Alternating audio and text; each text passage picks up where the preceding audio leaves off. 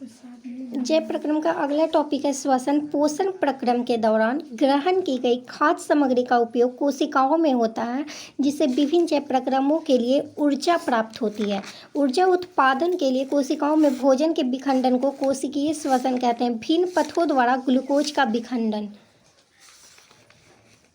Glucose है C6H12O6 जो कि 6 कार्बन वाले होते हैं। इसका कोशिका द्रव्य में 3 कार्बन वाले में इनका विखंडन होता है, जिसे कि पाइरूवेट कहा जाता है। पाइरूवेट प्लस ऊर्जा का विखंडन जब ऑक्सीजन की अनुपस्थिति में होता है तो ये इथेनॉल और कार्बन डाइऑक्साइड कहलाते हैं। और इथेनॉल कार्बन डाइऑक्साइड और ऊर्जा का उत्पादन करता है, और ये प्रक्रिया ईस्ट या फिर किण्वर में होती है। जब ऑक्सीजन की कमी में इसका विखंडन किया जाता है तब ये लैक्टिक अम्ल और ऊर्जा का निर्माण करती है, जो कि हमारी पेशी कोशिकाओं में होता है। और ऑक्सीजन की उपस्थिति में अगर हुई तो ये कार्बन डाइऑक्साइड, जल और ऊर्जा का निर्माण करती है, और यह क्रिया माइटोकॉन्ड्रिया में होती है।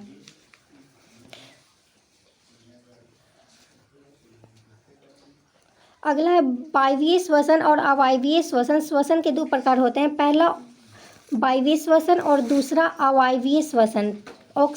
वायवीय श्वसन ऑक्सीजन की उपस्थिति में होते हैं और अवायवीय श्वसन ऑक्सीजन की अनुपस्थिति में होते हैं। ग्लूकोज का पूर्ण उपचयन होता है वायवीय श्वसन में, और कार्बन डाइऑक्साइड, पानी और ऊर्जा मुक्त होती है, जबकि अवायवीय श्वसन में ग्लूकोज का अपूर्ण उपचयन होता है, जिसमें एथेनॉल, लैक्टिक अम्ल और कार्बन डाइऑक्साइड और ऊर्जा मुक्त होती है।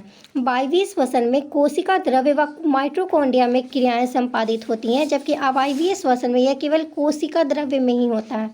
वायवीय श्वसन में अधिक ऊर्जा उत्पन्न होती है 36 ATP, और अवायवीय श्वसन में कम ऊर्जा उत्पन्न होती है 2 ATP। वायवीय श्वसन का उदाहरण है मानव, और अवायवीय श्वसन का उदाहरण है ईस्ट।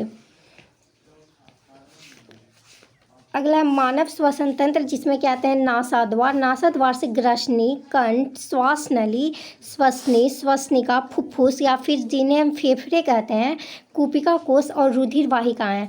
जैसे कि सबसे पहले नासाद्वार, उसके बाद मुख गुहा, ग्रसनी, कंठ, और ये वाला नली श्वास नली उपास्थि वलय कहलाता है। उसके बाद फुफ्फुस, फेफड़े ये होते हैं, और पसलियाँ यहाँ पे कूपिकाएं, और श्वसनिका, श्वसनी, श्वसनिका और कूपिका कोश। मानव श्वसन क्रिया 2 क्रियाओं के अंतर्गत होता है, पहला अंतःश्वसन और दूसरा उच्छ्वसन। पहला अंतःश्वसन के दौरान वक्षीय गुहा फैलती है, और उच्छ्वसन के दौरान वक्षीय गुहा अपने मूल आकार में वापस आ जाती हैं। अंतःश्वसन के दौरान पसलियों से संलग्न पेशियां सिकुड़ती हैं, और उच्छ्वसन के दौरान पसलियों की पेशियां शिथिल हो जाती हैं। वक्ष अंतःश्वसन में वक्ष ऊपर और बाहर की ओर गति करता है, उच्छ्वसन में वक्ष अपने स्थान पर वापस आ जाता है।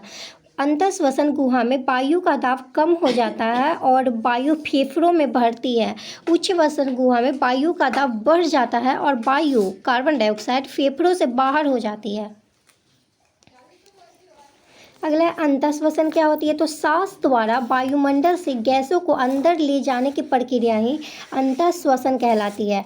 अगला है उच्छ्वसन क्या होता है, तो फेफड़ों से वायु या गैसों को बाहर निकालना उच्छ्वसन कहलाता है। स्थलीय जीव श्वसन के लिए वायुमंडल से ऑक्सीजन का उपयोग करते हैं। जो जीव जल में रहते हैं वो जल में विलेय ऑक्सीजन का उपयोग करते हैं। अगला है कूपिका, रक्त व ऊतकों के बीच गैसों का आदान प्रदान। पहला है वायु O2 से समृद्ध जो कि होता है, और कूपिका, उसके बाद रक्त वाहिका, और उसके बाद O2 RBC में हीमोग्लोबिन के साथ मिलकर HbO2 बनाती है। उसके बाद ये धमनी द्वारा O2 ऊतकों में पहुंचती है, और उसके बाद ये ऊतक में ग्लूकोज का ऑक्सीकरण होता है, और ऊतक में ही CO2 का उत्पादन होता है। अगली बार दूसरा ये CO2 ऊतकों में पहुंचती हैं जब, तो उसके बाद ये CO2 रक्त वाहिका में जाती हैं, और CO2 का रक्त में विसरण होता है, और रक्त वाहिका द्वारा कूपिका में पहुंचती है, और फिर पुनः ये CO2 का कूपिका कोश में विसरण हो जाता है। अगला ये CO2 का मोचन नासाद्वार में विसरण द्वारा बाहर कर दिया जाता है। यही प्रक्रिया होती है श्वसन में, और इस तरह से श्वसन खत्म हुआ।